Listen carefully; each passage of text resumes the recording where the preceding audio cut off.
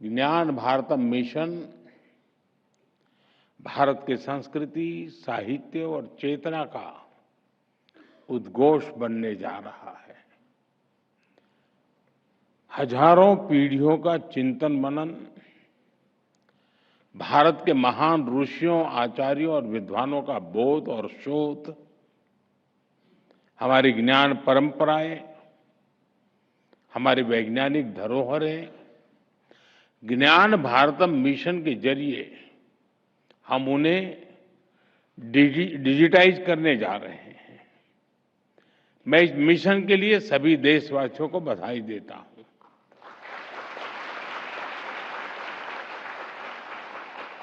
मैं ज्ञान भारतम की पूरी टीम को और संस्कृति मंत्रालय को भी शुभकामनाएं देता हूं।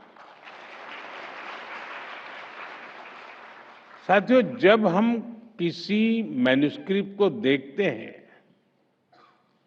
तो वो अनुभव किसी टाइम ट्रेवल जैसा होता है। मन में विचार भी आता है कि आज और पहले की परिस्थितियों में कितना जमीन आसमां का अंतर था। आज हम कीबोर्ड की मदद से इतना कुछ लिख लेते हैं, डिलीट और करेक्शन का ऑप्शन भी होता है। हम प्रिंटर्स के जरिए एक पेज की हजारों कॉपीज बना लेते हैं, लेकिन सैकड़ों साल पहले की उस दुनिया की कल्पना करिए। तब ऐसे आधुनिक मटेरियल रिसोर्सेज नहीं थे। हमारे पूर्वजों को उस समय बौद्धिक रिसोर्सेज पर ही निर्भर रहना पड़ता था। एक एक अक्षर लिखते समय कितना ध्यान देना होता था। एक एक ग्रंथ के लिए इतनी मेहनत लगती थी।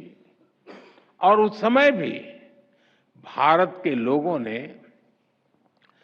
विश्व के बड़े बड़े पुस्तकालय बना दिए थे, लाइब्रेरीज बना दी थी। आज भी भारत के पास दुनिया का सबसे बड़ा मैन्युस्क्रिप्ट संग्रह है। करीब 1 करोड़ मैन्युस्क्रिप्ट हमारे पास है। अब 1 करोड़ आंकड़ा कम नहीं है। साथियों, इतिहास के क्रूर थपेड़ों में लाखों मैन्युस्क्रिप्ट्स जला दी गई, लुप्त हो गई, लेकिन जो बची है वो इस बात की साक्षी है कि ज्ञान, विज्ञान, पठन पाठन के लिए हमारे पूर्वजों की निष्ठा कितनी गहरी थी, कितनी व्यापक थी। भोजपत्र और ताड़पत्र से बने नाजुक ग्रंथ, ताम्रपत्र पर लिखे गए शब्दों में मेटल कोरोजन का खतरा, लेकिन हमारे पूर्वजों ने शब्दों को ईश्वर मानकर अक्षर ब्रह्म भाव से उनकी सेवा की।